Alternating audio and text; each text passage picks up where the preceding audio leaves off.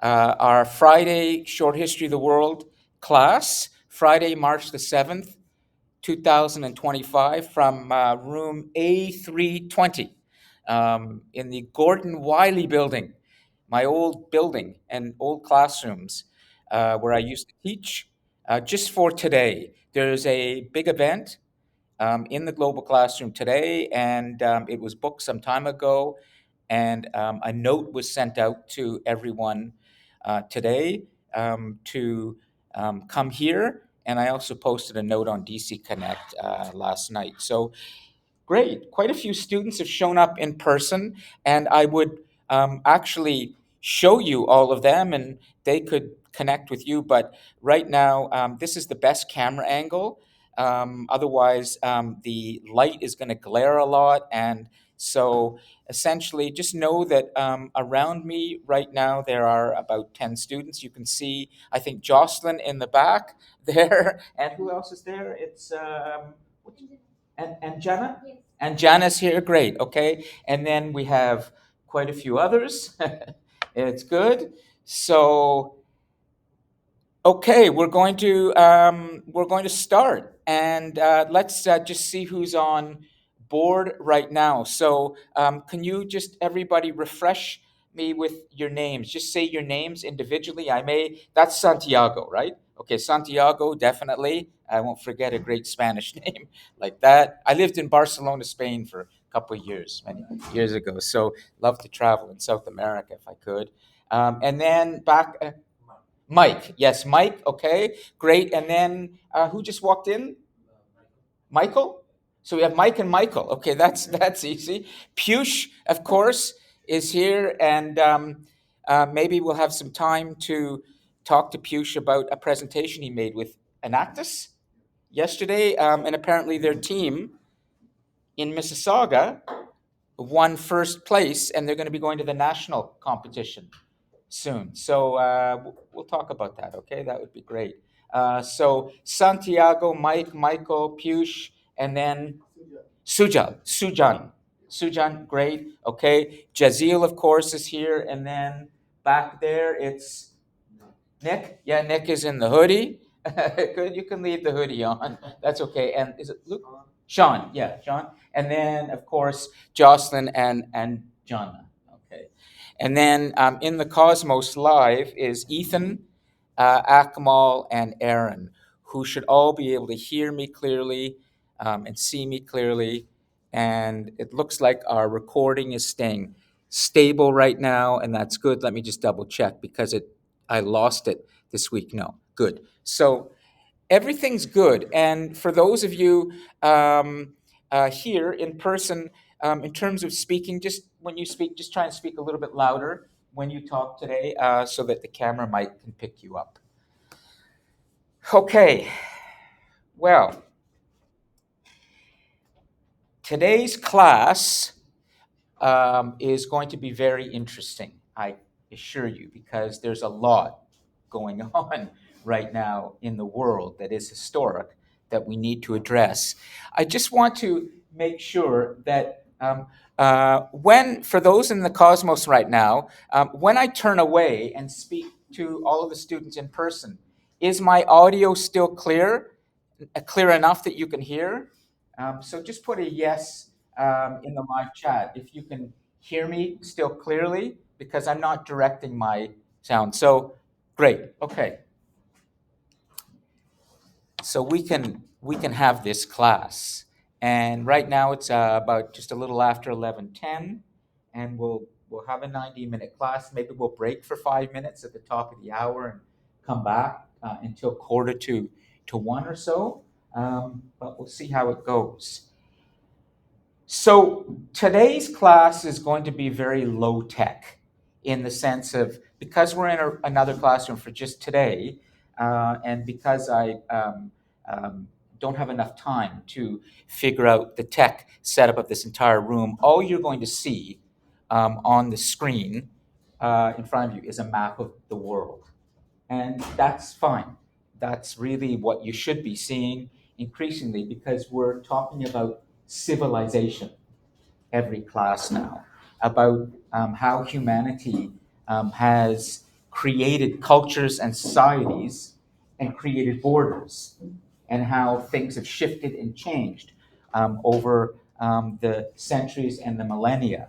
And we're going to pick up the story a little bit later with where we left off last week, which is Awakenings of Power and the death of Socrates. If you remember, that's how we ended the class 2 weeks ago with my reading from the last days of Socrates. Um, and there's a lot of ground that I need to make up in terms of content in this class. There are many chapters still to come in the second half of the semester. And so I'm going to change the delivery slightly for the next 6 weeks. It's all going to be fine for you. It's going to be an even richer class in many ways. But I want to tell you what my plan is for the next 6 weeks. We don't have 7 classes this second half of the semester. We have 6. The semester officially ends, the last class of this semester, Thursday, April the 17th. So, in theory, we should have a class Friday, April the 18th, but we won't. We're done. So, our last class will be Friday, April the 11th. That's 6 weeks from now. So, not only do I have fewer classes, one fewer class, but I'm also behind in content. So how am I going to deal with that? Well, actually, in my mind, a problem is always an opportunity. Let me explain. First, I have a lot of recorded talks and lectures that I can post for you that I did during the pandemic. So I'm going to be posting things for you. And you're going to be doing discussion posts on those, as well as your third reflection and then your big final assignment, which is due in about 5 weeks. And I'll tell you about that.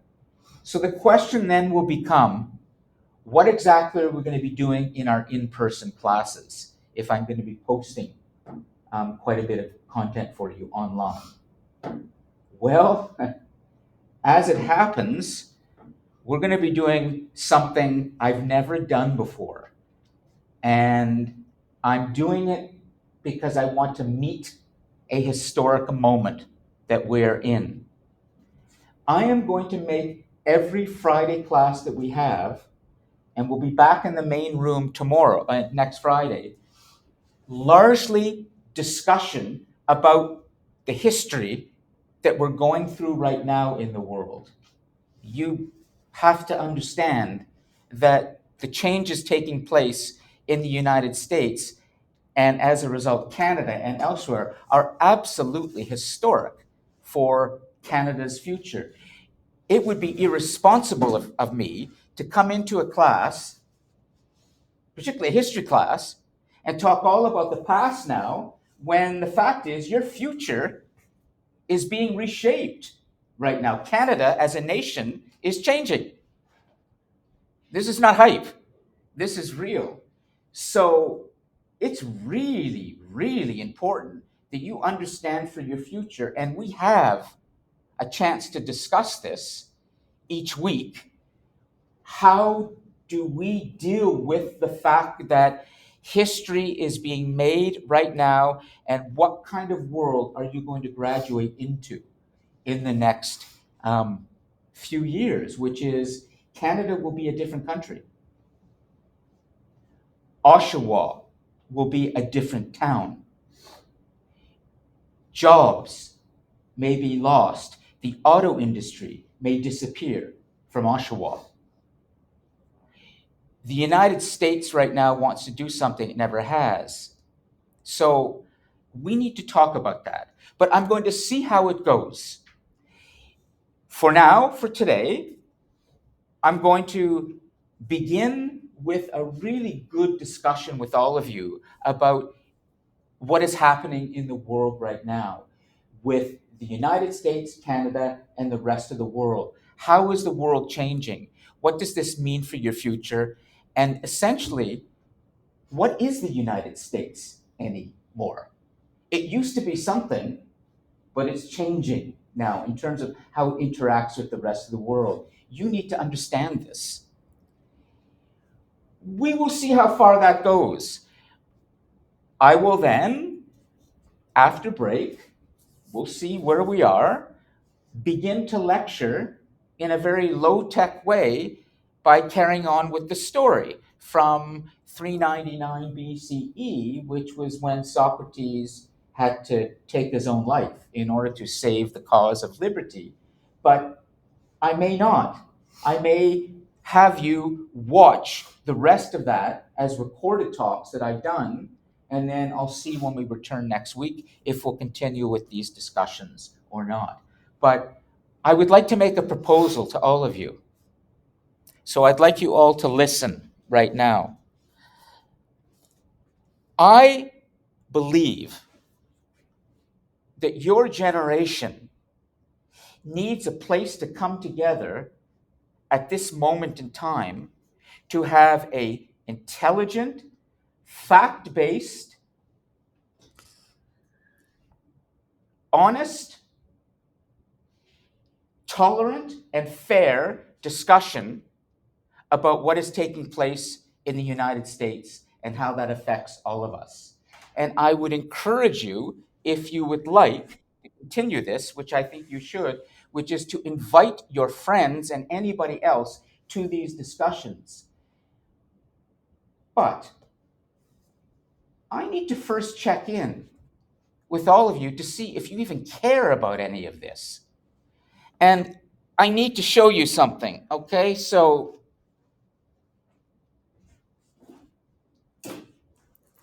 on my knapsack, I have put this flag.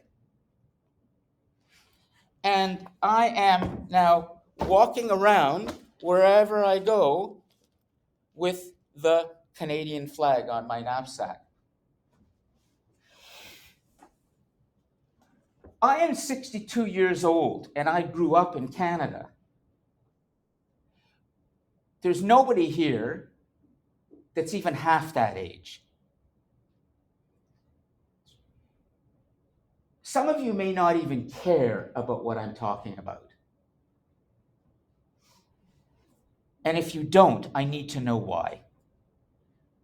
But if you do, I think you're going to appreciate what we're about to embark on in terms of the discussion that we're going to have, where I'm going to help you understand this moment in history that we're going through. It's unprecedented. You are living through an unusual time in Canadian history that has not happened. But you may not believe that. I don't even know where you're getting your information. So I need to check in with you to see, do you even know what's going on around you right now? And if you do, and it's not important to you, then I have to rethink how I structure these classes in the next 2 or 3 weeks. I need to continue to give you world history, which I will. There's tons of content that I can give you. I have all the recorded talks. But if you feel that this kind of discussion that we're going to have about the history that we're going through and what it means for your future is not that relevant for you, then I need to know, I need to understand from you why you would say that. And then I can always change course. I grew up playing hockey. I was a pretty good skater. I was the little guy who was a centerman, and I could move a puck and skate, and I didn't back down if I was pushed around. I can move with the class and adjust. So let's stop for a second and make sure that everybody is on the same team, that we're on the same ice together and we're moving together. So I'm going to go around the class now, and then I'll come to the Cosmos, to Ethan, Akmal, Aaron, and Liam, and anyone else, and kind of get a sense of where your head is at with what's happening with the United States and, most importantly, Canada. And for the international students who are here, you came to Canada for certain reasons. The country is going to change now. Do you know that? Are you ready for that? Do you care? So let's see what everybody is thinking about. Okay, so Does anyone feel like volunteering to answer a question right now, or should I just go around and check in with you? Is there anyone who has something they really want to say in general about anything? The class, what I've just said, your marks, what's coming in the second half of the semester, but I'm trying to kind of adjust right now, okay? So let's see. Jazeel, please go ahead. Uh, from what I've seen, the latest news of now the latest news I known about this tariffs is that U.S. has paused Mexican tariffs for 1 month, and he's going to activate it again. I don't know what Trump is thinking, but what I do know is that he's acting in favor of the corporations he's with. And what the other case I know is he actively tries to remove electronic vehicle tariffs from other countries that he's trying to import in favoring Elon Musk. That just happened, I like yesterday or today, I don't remember. Yes, But yes. in India, he tried to remove the tariffs on cars so that Tesla could enter the market. Okay. Well, first, I just want to, excellent, Jazeel. For those of you on, Liam, did you hear Jazeel enough that you heard what he said? Let's just check. Great. Okay, good. Um, there's a lot to unpack here. And what Jazeel just said is the news of the day in terms of this drama around tariffs. But first, does everybody know what a tariff is? Can I assume? Do you want me to? I'm going to assume that some of you don't, and you may not want to say so because you're afraid you're going to look like, well, I should have known. Okay, and it's fair. Okay, it's fair. So let's just be clear. The idea of a tariff is like a tax. And essentially, what the American administration has done, it has said that for all Canadian products that are being shipped to the United States, 80% of our exports, 80% of what we make in Canada goes to the United States. 80%. So they're our biggest customer. The current American president, Donald Trump, who said he was going to do this during his campaign and has a lot of support from a movement called MAGA, Make America Great Again, he has begun to impose tariffs on all Canadian goods going into the United States. So he started with, he said, Canadian aluminum that is shipped from here to the United States, Canadian steel, for example, the beginning, those manufacturers in Canada will have to pay now 25% more to sell that in the United States. It's like a tax. So if you were making, let's say you were making steel in Hamilton, we have a huge steel industry in Hamilton, Canada. It's just near Toronto. And a steel manufacturer there is shipping steel to the United States, which they are using to make their tanks, which is what they do. The Americans rely a lot on our resources to make their weapons. That's a fact. But now the company that is sending that steel to the United States has to pay to sell into the United States, because what the American administration wants is to essentially stop us from manufacturing those things and give that business to Americans and start having American companies produce more steel, American companies produce more aluminum, and stop us from shipping there. Does that make sense?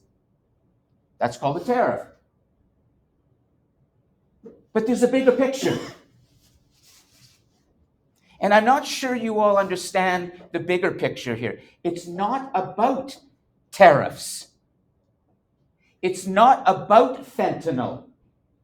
You may have heard about that too, which is Donald Trump said that we had to stop all the fentanyl being shipped from Canada. Well, we don't send a lot of fentanyl into the United States. It's a tiny fraction of what they get. A lot of it comes from Mexico and elsewhere. Some comes from Canada. But we've already activated a plan to stop it. There's something else going on, and that's the historical part. And I want to make sure you understand this. What do you think is the bigger story here? The more historical part that is now leading, just this morning, for example, I listened to an interview. Is it the free trade agreement? It's bigger than that, Jazeel. We had a free trade agreement that was rewritten in Donald Trump's last administration. He's broken that. He broke the deal. He broke his own deal. He broke his own deal. He does this all the time. This is how he did his business. Before he came into power, he went bankrupt 5 times. He started businesses, get too big, or they're not making money, and then there's bankruptcy. He did it 5 times. That's a fact. Now, there was an agreement in his first administration. He's decided he doesn't want to abide by those conditions anymore. Wasn't he the one who made that deal? So, what's that? Wasn't he the one that made that deal? He did And that. and I'm pretty sure he recently called it stupid. Like the worst deal or something, like in his usual terms. Something good, Ethan. Yes. What I don't want to do in this conversation with all of you is first talk too much. I want to explain some things, but then I want to make sure you all understand how this is going to affect you. You have questions. The second thing I don't want to do is turn this into an anti-Trump class. There are bigger things going on here around world history, around the role of the United States in the world. So let me just come back to, for a moment, do you have any questions about what you're seeing happening around you right now? And are you concerned? Yes. I'm a little concerned that Trump's like kind of acting buddy with a dictator, kind of terrorist guy, Putin. That's Shakes right. his hand and he's making deals with him. That's not right, because it doesn't look. It really makes it look like he's crooked. It's a very good point. Not Sean, Nick, what Nick just said, you may not have heard it, is he said he's concerned about Trump's relationship with somebody like Vladimir Putin, the Russian leader, who is essentially an autocrat or a dictator, who kills his opponents, who was an agent. He was trained in the old KGB during the time of the Soviet Union. He's essentially a kind of a James Bond figure, but more of a dark kind of figure. He was trained in those arts. He's a black belt too in karate. He's a very, very brutal, cruel, clever individual who has been ruling Russia for now about 20 years or so. And Donald Trump, the American president, has been getting very close to him and has been defending him. And what Luke has said is it kind of can make Donald Trump look crooked, or an American president look crooked, when he's getting close to a dictator, and he is then on television last week shouting at and berating a war hero in Ukraine who's been fighting for freedom. It starts to look like maybe the United States is becoming kind of crooked. It's not becoming, it's crooked. Well, He really signed the deal. Okay. Completed, stopped It supporting really is the crooked. Ukrainian cause. But let's be clear, Luke. Nick, Nick, okay, sorry, I gotta get myself focused. Nick, why does that matter to you, Nick? Because USA is supposed to be Canada's best ally, and they kind of threw back on us. And they started making deals with Russia. And Russia, we've been supporting Ukraine with this war, and then they turned their back on Ukraine and then they turned to Russia, so it affects us. Because we support Ukraine. Yeah, okay. So, So it's starting to war. Nick, do you feel that this is something that is going to affect your future? Yeah, they might make us the 51st state. And They go to war with us, if they take us they, over. has it ever occurred to you that just the way Vladimir Putin used 150,000 troops to invade Ukraine and precipitate a war there, that Donald Trump might want to use his troops to come into Canada? Has that ever occurred to you? Okay. Well, I'm just putting it out there. Just Ukraine and Canada are not so different in some ways. Their populations are virtually identical. It's about 40 million in Canada, 36 million in Ukraine, or it may be the other way around. You can check that, but they're close to 40 million each. Both of them have rich natural resources. Canada has not just the Great Lakes. We have the oil, we have gas, we have wood, we have fertilizer. 85% of the fertilizer that is used by American farmers comes from Canada. It's called potash. So we have rich natural resources. Ukraine has the great wheat. Ukraine has other rare earth minerals that Donald Trump has said he would like. As a matter of fact, today or tomorrow, the Ukrainian president is returning to the United States for another go with, this time, the French president, Emmanuel Macron, who gets along very well with Trump. And they're going to try to make a deal again. And the deal is that Ukraine would give over its rare earth minerals to the United States, and in return, the United States would continue to provide protection to Ukraine from Russia. You might start to detect something here in what I'm saying, and it's called natural resources. That's like Canada.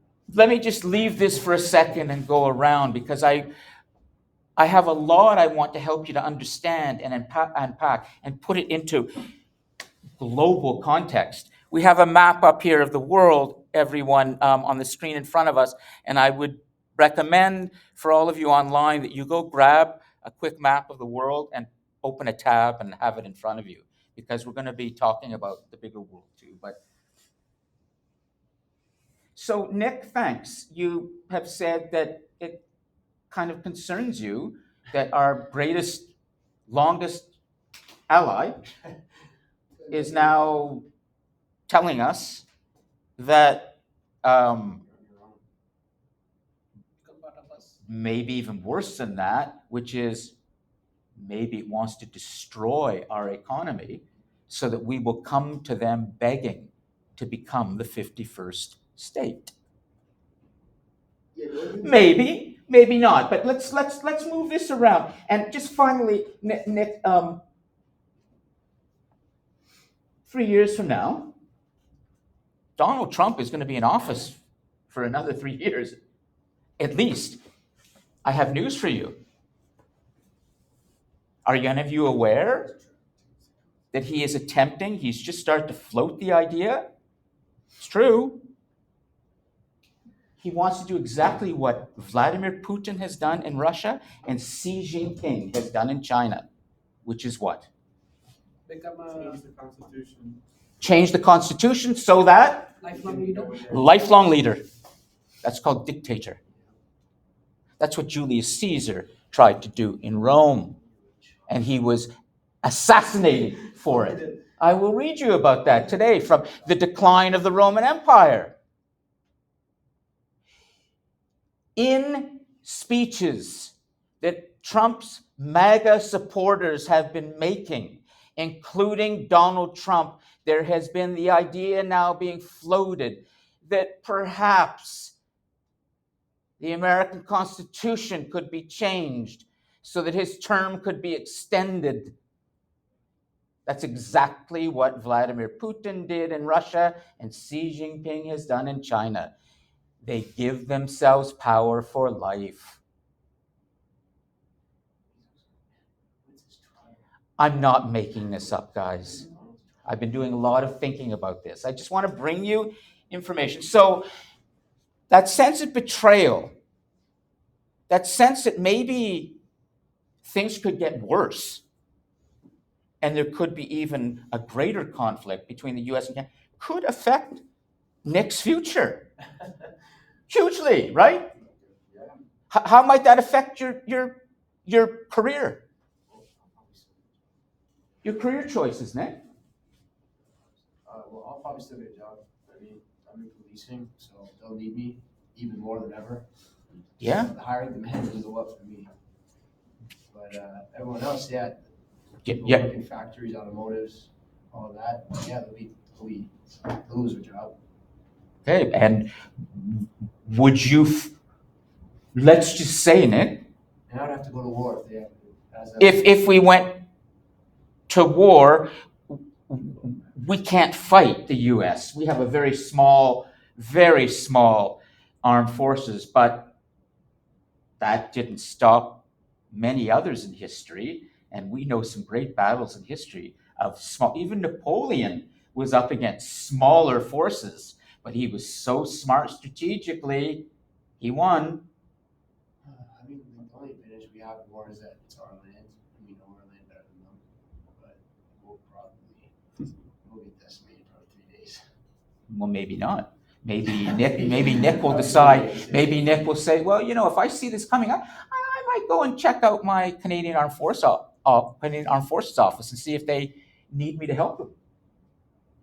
And we'll see. I'm just trying to help you to look ahead a little bit, okay? Update. I see a student who's fallen asleep, and that concerns me. But I know that this is a hard time for everybody. So I want to make sure if I see a student falling asleep, it makes me think that this doesn't matter anymore. And it's okay. I'm not gonna. So I'm saying it more like, what's going on? So how come you're falling asleep? I stayed awake last night. I got a huge lap to complete that. Okay, way to go. So you were up all night. That's fair. Go back to sleep. Just listen, okay? Doesn't NATO defend Canada? Oh, well, first, let's just make sure, Nick, we've understood that, and we'll come back to Jazeel in a moment. I want to get all of you to give me a sense of what you're thinking about and what you know and don't know about what's happening. So, Jazeel, I'll come to you because we can always come to you. You'll have lots to say. It's good. Okay, go ahead. I think all these tariffs and stuff is a distraction for his master plan. What's the master plan? Like conquering not only Canada, like he wants to conquer like different areas too. Like what? Like a different Greenland. Did you know Yeah, that? don't forget about Red, White, and Blue Land. And Is yeah, what they exactly, call it. Greenland. Did you know that his son visited Greenland just after he was inaugurated, and that he has said? How many of you are aware that the American president, just jokingly, because this is what he always does, it's always a joke. Nobody takes him seriously, but then it starts to get serious. Okay, so the 51st state started as a joke, and the tariff started as a joke. Now it's real. What did he say, the American president, about Greenland? Anybody know? He wants to rename it Red, White, and Blue Land. I haven't heard that. Did he say that? Yes, Oh, he actually said that? I've seen it. Yes. Okay. Are you aware that he has renamed the Gulf of Mexico the Gulf of America? Yes. That's not a joke either. In fact, he has been pushing Google He also wants to annex Gaza. Okay, so He's out of Canada. so Greenland, Canada, Ukraine, Gaza, these places, that master plan would be what exactly? What would he want from these places? He's gonna take the entire continent. And for what reason? So you can have, I'm not sure, but Natural resources. Did any of you watch his speech during his annual State of the Union address a few days ago when he spoke to the American Congress? Are you Saw aware? parts of it. Okay, good. So some of you, Jocelyn, are you aware he spoke to the House, to the Senate House, the American Congress? You're not really? It's okay. I mean, this is why and Jana, are you aware he spoke? Okay. Jazeel? He did his typical spiel of Yeah. not directly answering anything. Well, did you notice during the State of the Union, which is a regular address that an American president will make shortly after his inauguration about the state of the country and what he plans to do, that there was a person there that he acknowledged to be very important. And then he went on for a long time talking about what this person has already been doing in making cuts to American departments, cutting aid that the US gives to the rest of the world. They also did mass firings that they then Mass rehired fire. everyone. You know who that person is? Elon Musk. Are you aware that Elon Musk is not only the richest person in the world, but he's been given an unelected position to carry out important policies of Donald Trump? And in that same speech, I'm pretty sure he talked about cutting the people who were unelected and then also thanking Elon. So that's just hypocrisy. That's possible. I don't recall exactly that, but I'll tell you something Elon Musk said that should make all of you take notice. Elon Musk said, and Donald Trump has concurred, that he would like the United States to be the dominant civilization on planet Earth. Think of this. Russia's gonna be. Russia's going to be? He wants that. He's stupid because Russia's going to be. He's losing. He's making himself poor. He's making us poor, and Russia's going to be the most powerful country in the world after. There's a good point to what you just said, that the person who's benefiting from all of this in the end, all of this chaos, is Vladimir Putin in Russia, for sure. But Like he can win. Like Vladimir, all Putin has to do now. Like he's so stupid. I don't care what he's doing. a lot of people don't, but we need to understand this chaos. Behind this chaos is something quite striking and disturbing, which is it's an attempt by the superpower of the world to say that it now wants to be the dominant civilization on Earth. It's one thing to say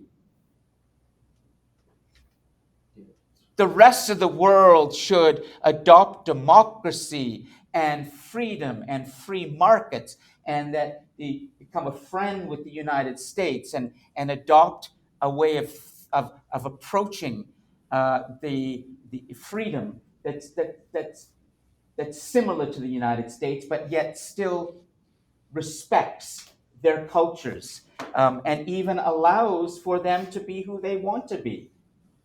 This is different. This is saying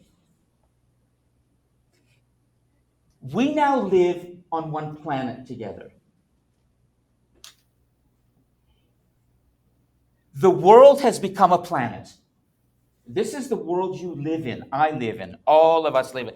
This is why I tell you the story of world history, for this very reason, because we have a shared future together. And now we have the world's wealthiest individual who wants no laws to control his behavior, who wants to destroy all government departments and laws. Even the Department of Education has now been closed down in the United States. The Department of Education. Not officially. There's like a bunch of contesting of it, but that he is trying. He's actively trying. He's trying, but no, it was. The United States is now speaking in civilizational terms. It's now speaking in planetary terms. It's now speaking in terms of we want to control the planet. And Elon Musk is a very smart, forward-looking individual. He also has a mental disability that doesn't get talked about much.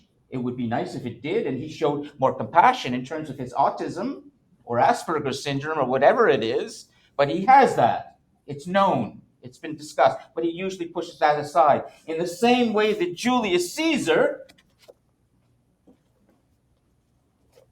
in Plutarch's account, Plutarch was one of the great Roman historians, and he told us about Julius Caesar's epilepsy. But you never hear about that. You never hear that these individuals are all human beings. What you hear is the glorified account of how they're remarkably brilliant. Well, yes, Elon Musk is brilliant, but he doesn't want you to know about that other part of himself, the part that requires compassion and humanity, how he's been helped by others. Not at all. He thinks of space. He has built the world's most powerful rocket. He has the company, SpaceX, that is going into space faster and further than anybody else.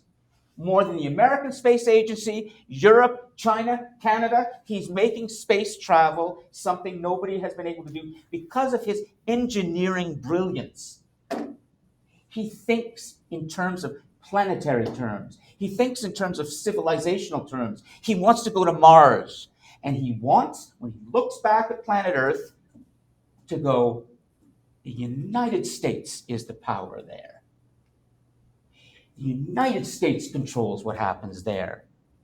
The only laws that matter are the laws that manage the people who criticize me. But for everything else, I want to be free, to make all the money I want, to build all the technology I want, and to tell people what I want. And that's going to be the future. That will be the future of civilization. The absolute power of one man managing the planet. It seems like something out of a cartoon, but this is how he sees the world. And this person is now side by side with the American president. More than that, Donald Trump would not have been elected without the 277 million or billion, I think it's $277 million that Elon Musk gave to his campaign and his supporters to ensure he was elected. So the real power here is Elon Musk. And he is the person that we all must understand more and more of, because this goes back so deeply in human history. Humans have invented so much. They're remarkable engineers, remarkable builders. But here we have, at this moment in history, this remarkable engineer, remarkable builder who is not quite normal in terms of how he interacts with other humans. He doesn't quite feel what we feel. That might be his autism or something else, but he doesn't talk about that. But what we know is he only cares about one thing. And Donald Trump said this in his State of the Union. He asked, what is the soul of America today? Elon Musk is standing in the gallery. Donald Trump said, get rich. It's terrible. Get rich. Make a lot of money. Who cares about everybody else? Remove the laws. Don't control me. I am the great capitalist. You will not constrain me. I will take and I will take and I will take because I can do it.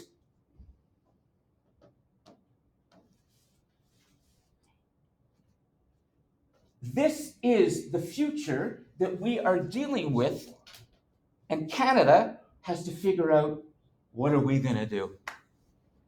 So I want to stop because you can see I'm passionate about this.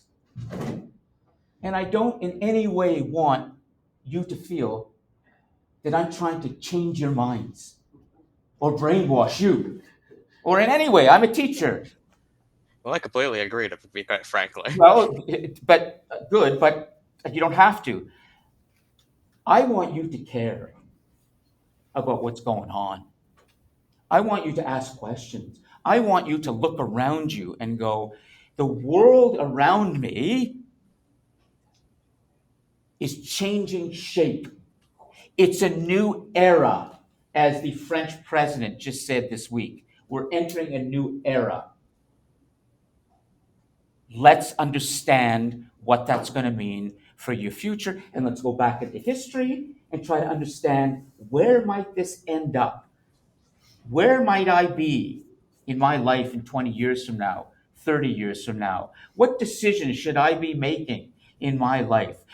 Who should be my friends? What country should I be living in? And if I really, really love money,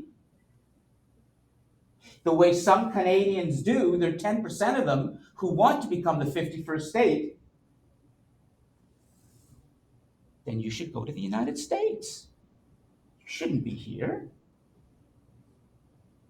If you really want to be rich and not care about anything else, there's a place for you. You don't have to be here. You don't have to be there. Now, am I wrong?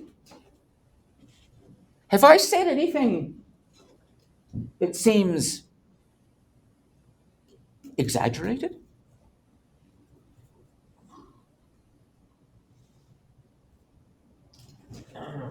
Have I said anything that sounds like your professor has gone off the deep end? Have I said anything that makes you so depressed that you want to run away from this class and go, I didn't sign up for this, for Short History of the World in Durham College, to tell me what I'm facing like this? I just want my degree and certificate. Get the hell out of here and go make some money. I don't want to have conversations about it. Is too philosophical, too big, and this guy is too old. I want a younger professor who isn't so wrapped up in politics.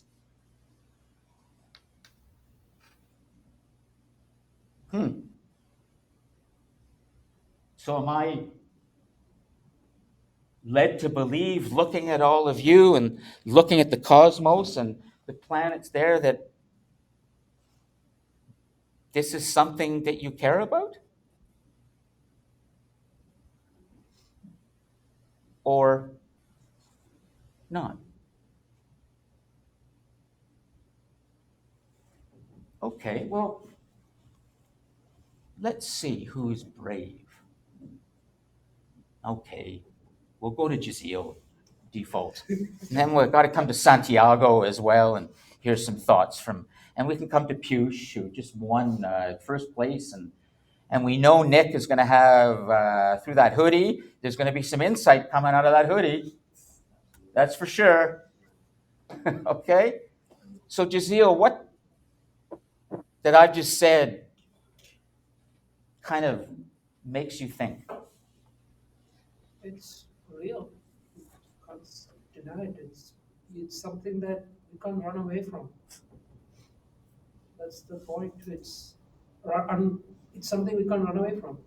You have to face it or hide it. There's nothing you can do. How would you, given what I've said and given what you're seeing happening around you, how will this affect your choices? You going to just leave it for others to fix, or would you like to do, for example, to take some action? Just to give you a small example, small. Several months ago, I was starting to wonder, when are Americans going to start to leave the United States? The ones who don't want to be part of this new era. Well, it turns out that they are. This morning, I heard a fabulous interview of one of many. How many of you know of the great British band Pink Floyd? Pink Floyd, we don't need no education, we don't need no thought control. One of the great bands in history. Do you know that one of their producers is a Canadian, and his name is Bob Ezrin? Bob Ezrin. And he's produced um, Taylor Swift. He's worked with other big names as a music producer. He moved to the United States in 1985, Los Angeles, I believe. Been very successful. He has just given up his American citizenship and he's moving back to Canada. I'm sure some of you heard about Saturday Night Live over the weekend. Mike Myers, you know, Saturday Night Live is it's one of the longest running shows in television history. In fact, I think it's the longest, 50 years. Do you know that it was created and is produced by a man from Toronto? His name is Lorne Michaels. He's been its producer from the beginning. Well, Mike Myers, Mr. in the movie, you know Mike Myers, what's the movie he's in? Austin Powers. You know, he's from Scarborough. And he appeared a lot on Saturday Night Live over the years. And just this past week, he appeared on stage and opened up his coat and said, Canada's not for sale. Elbows up. That's resistance. Why did he say elbows up? Do any of you know? How many of you know the name Gordie Howe? Gordie Howe? Gordie Howe is one of the great hockey players in all of Canadian hockey history. Wayne Gretzky. Yikes. Yikes, exactly, Nick. Wayne Gretzky, we saw, was at Donald Trump's. Anyways, let's not get into it. Wayne Gretzky, I interviewed Wayne Gretzky when I was writing for sports magazine as a kid, and he's not the sharpest tool in the box, but he's brilliant on the ice. But he's not developed. He never really went to school. It's always been hockey. His political ideas are so undeveloped, but he's brilliant on the ice. It's like Elon Musk. He's brilliant on a factory floor or with machines, but when he starts talking society, there's no education there. Hasn't traveled. He doesn't know the world, but he knows hockey. Anyways, Gordie Howe was similar, but I'm just going to talk hockey for a moment. Gordie Howe set a record. He played longer than anybody in hockey history. He was playing hockey for a professional team in what's called the old WHA, World Hockey Association, which is where Wayne Gretzky started with the Edmonton Oilers when he was in his late 40s. And he's one of the great players of all time.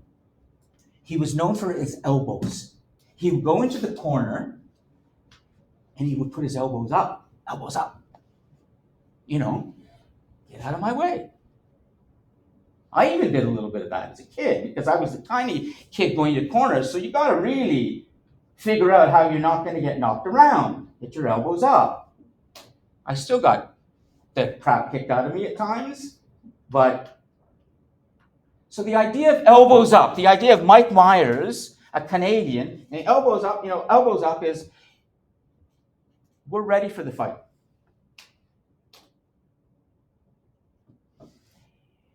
So, where were we? maybe we should have a little break, or at least take a breath, and we can move on soon and talk about other things. But I'd like to move from Jazeel a little bit, who said that, now I remember where we were, that it's something you're going to have to deal with, and find out a little bit from more of you. Just have you started to think about what you might do? You don't have to become radicalized. You don't have to become a politician. You don't have to suddenly go out there. I see the Canadian flag, right out there, and start running around with the Canadian flag and join the local conservatives or liberals or NDP or the Greens. You don't have to do that. I'm not asking, but I am asking you to think, if the world around you, the bigger world, is starting to kind of change, and there's a new era, well,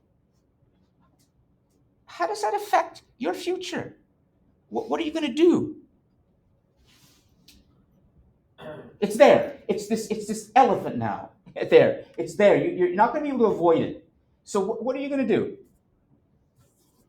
We should stick on to Canadian products and Canadian workforces. We have to, stop depending on US stuff.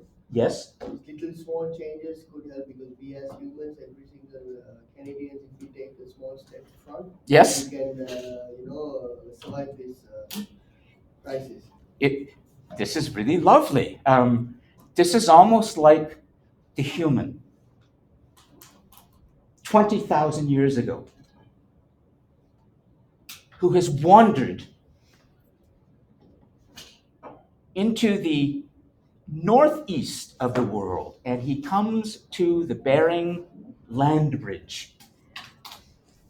It's now the Bering Sea. If you look at the map of the world, you'll see Alaska and Russia are almost joined, but there's a sea between them called the Bering Sea.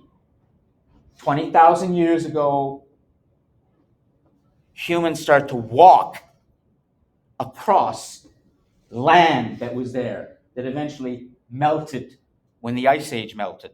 I touched on that with all of you.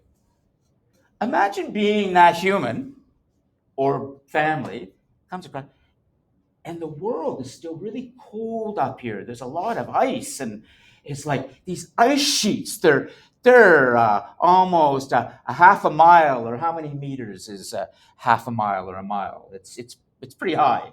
I got these ice sheets around me, and how are we going to get through all of this? Do we turn around and run back? What do we do? What do we do? We face it. Exactly. And when we face it, this is the human thing that makes us so incredibly human. We start to invent maybe a new tool. We could chip through the ice and find a way through, create a little canyon through the ice so that we can make our way down into what becomes the United States and eventually into South America. We find a way. We find a loophole. We find a loophole. Something. Because we humans, we're not scared of barriers. We will work together. Some students have said to me in other classes, I see an opportunity in Canada right now. I think that Canadian businesses are going to have to diversify so much that there's going to be new Canadian businesses that form, and they're going to be selling their products to Europe and Asia and Africa. And these Canadians are going to develop new relationships that won't rely on the United States anymore. In fact, me, the Indian, I'm going to stay here. Me from Punjab, or the Sikh, or me, the Hindu or Muslim, I'm going to stay here, and I'm going to work with the people here. I'm going to look for new opportunities. I don't need the United States. That is a human thing. That's a brilliant, creative thing, which is you say, I can deal with the crisis. If we never thought that way, in some ways, we never would have had civilization, would we? Do you know how fearsome the natural world is? With not just, ice, but floods and storms and natural disasters, giant animals that used to roam across the Americas, and we killed them all with our tools and our strategic planning. So, yeah, it's an opportunity. Smart.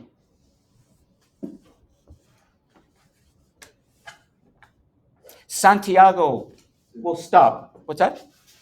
Is it from the standpoint of what we're discussing and trying to understand it maybe in a historical context? And we could stop in a moment. Just one more, unless you want to continue.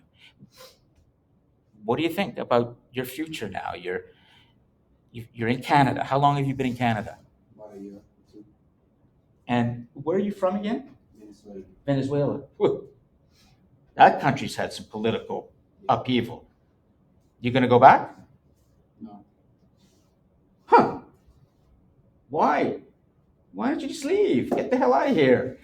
Go back home where it's even worse. Where am I gonna go? Where am I gonna go? Jeez, I gotta write that on the board. I got this. This is their big learning home today. And then that's it. Thank you for saying that.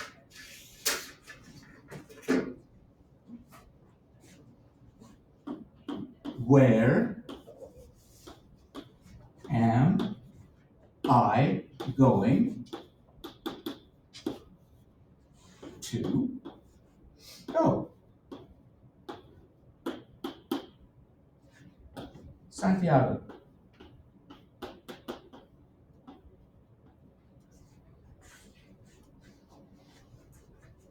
Venezuela. Venezuela. Once upon a time. It's not that way anymore. The voyage of life. Santiago left Venezuela. He's adrift in Canada. But now, where's the boat gonna go? Oh, he's gonna stay. Maybe he'll go somewhere else. But so, do you think there are opportunities here, or are you worry that this is gonna mean you're gonna make less money in your life, and you're gonna be, I don't know, you're gonna be unhappy? I don't know. I think that, to be honest, I'm better off here than I am back home. Because, and I mean, my whole life has been socialist. I'm not a socialist. Yes. My government. Your government, yes. My country is.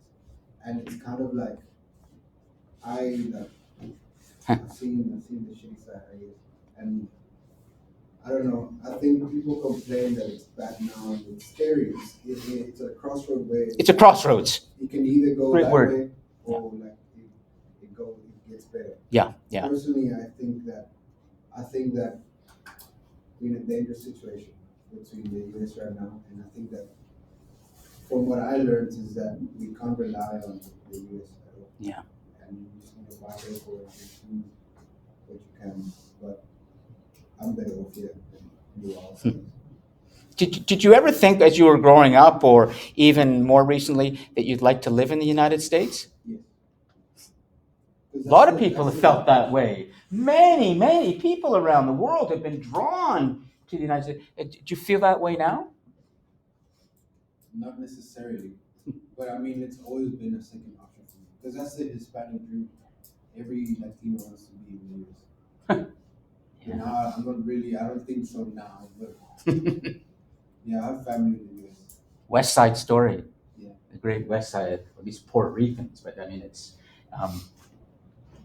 And I think the word you've chosen, and maybe we'll just leave it here for now, this word, we're at a crossroads. We're at a crossroads in Canada, United States, North America, and the rest of the world, they all react to what happens in the United States too. So the world is a bit at a crossroads, how we're going to deal with this situation. We'll return to this. We'll return to this. Okay, is there anything else that you maybe would like to address about the historic time that we're going through that has led us to reach a crossroads that is presenting us with hard choices about where we want to go as Canadians? And it seems like Canadians are saying, we want to be Canadian. We don't want to become part of the United States, and we never did. We fought a war called the War of 1812. I could talk more about that. But, okay, so, yes. Canadians and US had a war. Yes. Do you want me to talk a little bit about the War of 1812 and what happened? Well, it's a long time ago. It's more than 200 years ago, but what's your name? It's Sujan. Great question. I'm really glad you asked that. It's the one war we fought. And we came to a stalemate. We didn't lose. You could say we won, but not quite. But it resulted in us being in the US, and we burned down buildings in Washington, including the White House. Canadians. And a lot of Indigenous people. Okay, but let's... the War of 1812. Sujan has asked a really good question about, well, what was it? And is there anyone in the cosmos that would like to tell us what it is, the War of 1812, and why it's something we should be talking about now? Ethan, any thoughts? Oh, the cosmos has gone silent. Anybody here have some information about the War of 1812 they'd like to share with Sujan before I try and explain a little bit about why it's actually a really good example of, and also why it might tell us something about where the situation now may end up in 3 or 4 years? Since that war, I don't believe Canada's made the best choices, and it did not help. Maybe it was equal at that time, so to say, but Canada did not make the right choices to get better from that point. America did. Why? And- What bad choices did we make? We didn't invest in our military. We relied on America for everything. We in alliance or whatever. And America's military is quad. Like I can't even tell you how many times bigger than Canada's military at this point. Yeah. And we also didn't treat the Aboriginals correctly, and they helped us in that war. No question about that. So, you know, we did not do good since then. Well, it's a really good point, and there's one answer I could give to that before I tell you about what happened with the war. But in part, the problem has been that if you look at Canada and how the cities are all arranged pretty well, most of Canadian population in the cities, but most of the Canadian population is very close to the American border. Canada is the second largest country in the world geographically, next to Russia. So it's a huge country. And if you travel in Canada, you'll see there's some huge parts that are just empty of people. Are you from India or Sri Lanka? Sri Lanka. You go to Sri Lanka or Bangladesh or India, it's like you want to get away from the people. It's just, you can't, everywhere, it's just so dense. But Canada's huge. So most of our growth has been around the American border. And we basically built up this economy of working with the people close to us. It was easier for people in BC to be working with people in, let's say, Seattle than going into northern British Columbia, people in BC, and working with people, because the distance between the south and north of British Columbia is much greater than between, say, Vancouver and Seattle. So through all of this, so we became dependent on the United States because they were so close. But let me take a step back and explain about the War of 1812. It's such a good question. And there's a lot of important history here that I will be teaching. I plan to teach a little later, but I'm going to tell you now about some critical things. In 1776, in the 18th century, 1778 is a critical time in world history. It's when the people in the United States who came from Britain, created colonies there, they declared their independence from the king, from the monarchy, from Britain. And to cut a long story short, that's when the United States was formed. There was a war between the Americans, these new Americans, and the British, and George Washington, the first American president, led that war, and they were successful in defeating the British. And they formed their first nation, this new nation, in the late 1700s. The people who didn't want to be part of that fight or were loyal to Britain came here. They came across the border, and we weren't Canada yet. We had sort of Upper Canada, which is sort of British part, Lower Canada, which was a French part. There were the indigenous communities, but there was no Canada yet, Sujan, no Canada.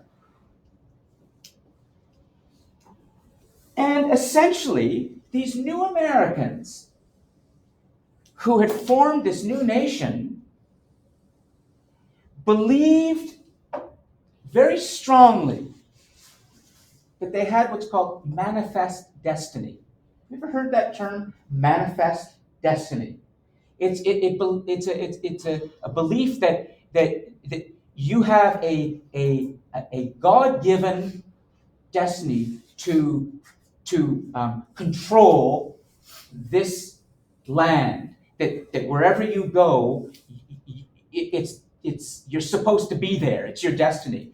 So the Americans believed, a lot of them, that they had a manifest destiny to be in Canada, too. That they would come and take over Canada at that time.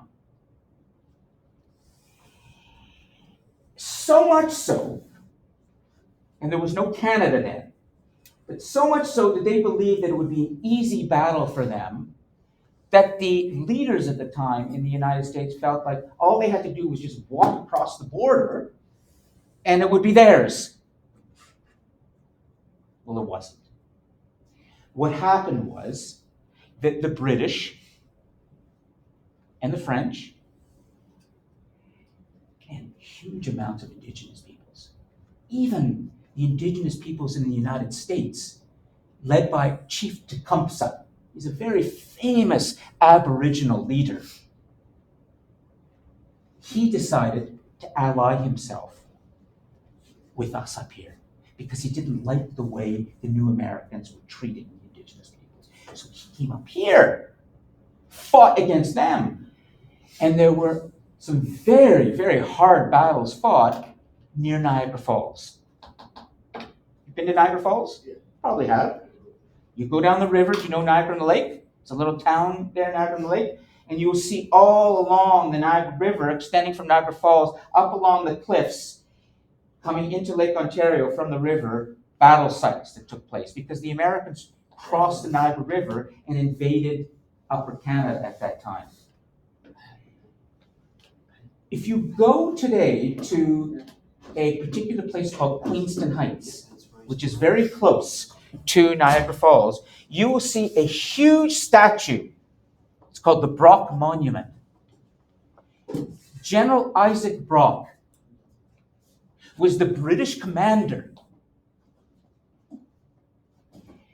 He and Chief Tecumseh really got along. They really admired each other's bravery. They fought together. General Brock commanded forces with Chief Tecumseh that were able to not only stop the American invasion, begin to push them back. The American leaders and generals were so corrupt, they were drunk half the time, they were arrogant. They believed all they had to do was walk into this part of the world and it was theirs.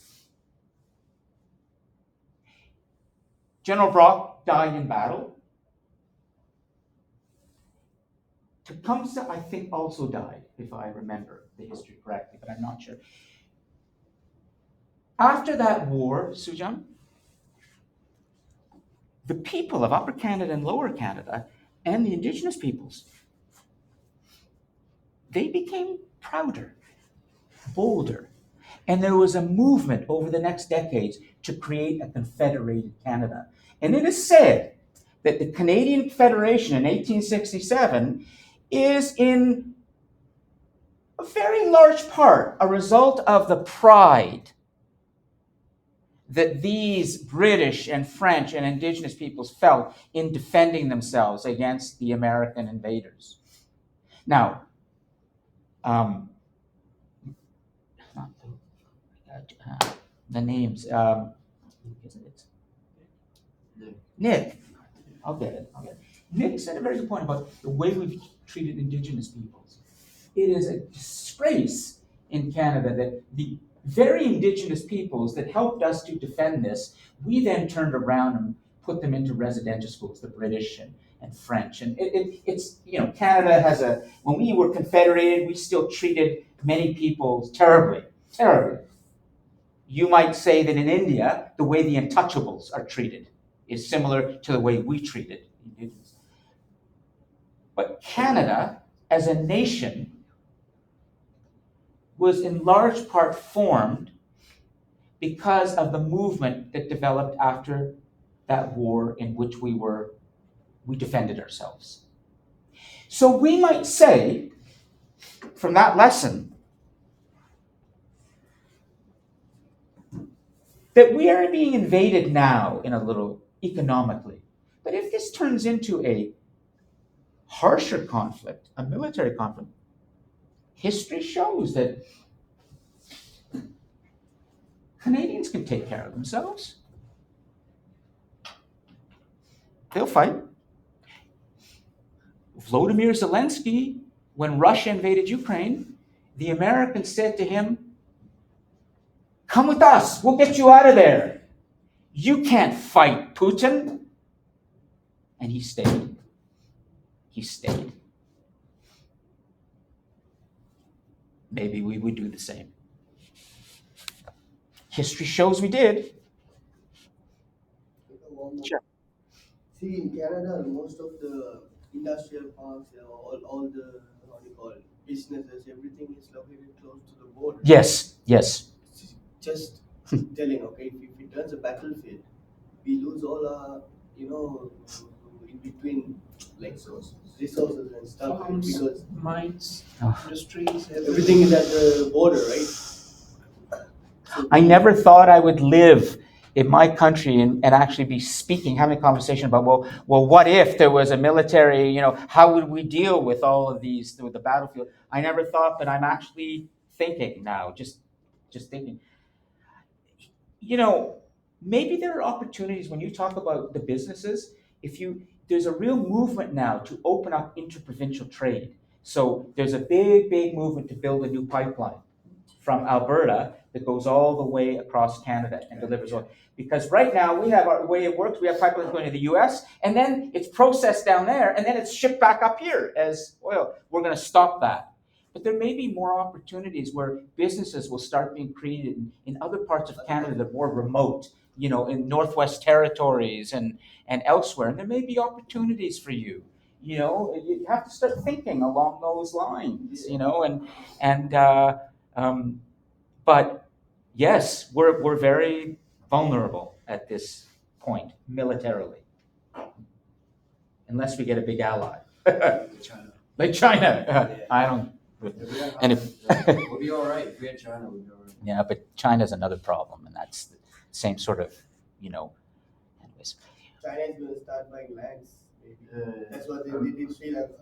but look at power in China and how tightly that's controlled by Xi Jinping.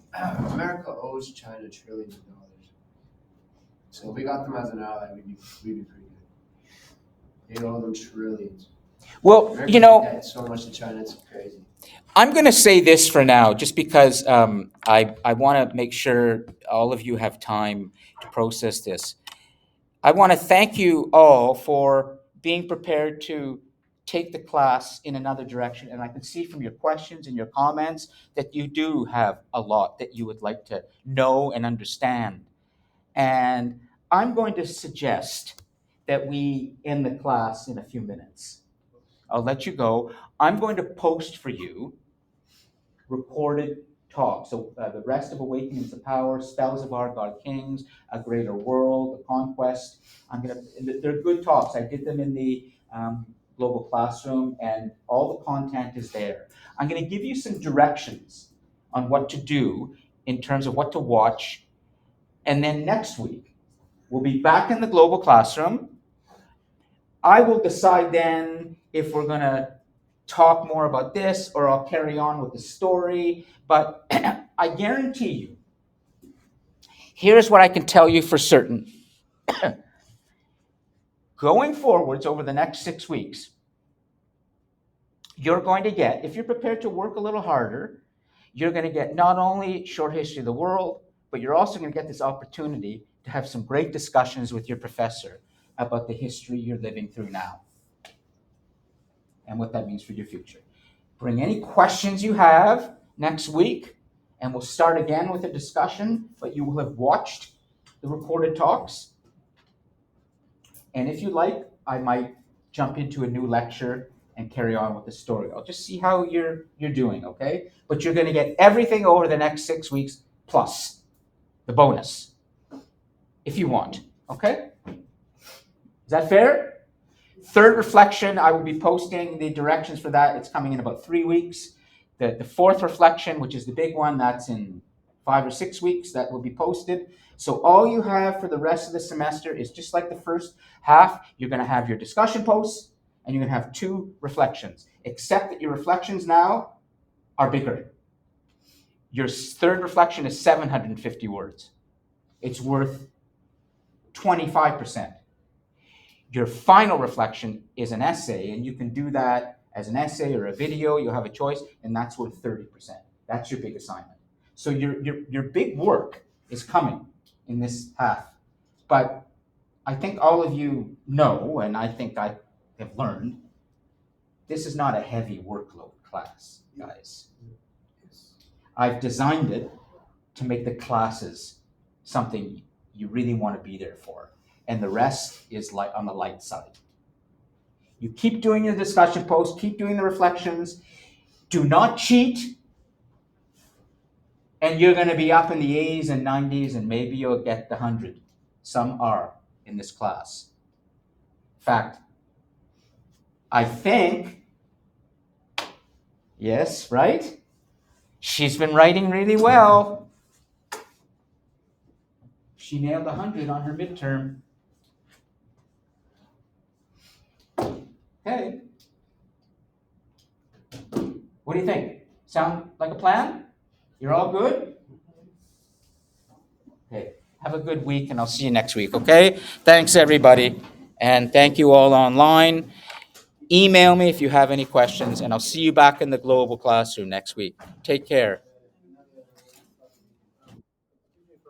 Yes. Okay. Should I copy it now or I just? Well, everyone is allowed one extension for reflection and one extension for a discussion post. So, did you get an extension for your first? No. So you can have it. Get it into me before next week's class, okay? But the third and fourth, unless you have a medical emergency, you better get it in on time, okay? Good. Okay. Bye-bye. Yep. Great. See you. Thanks, Santiago.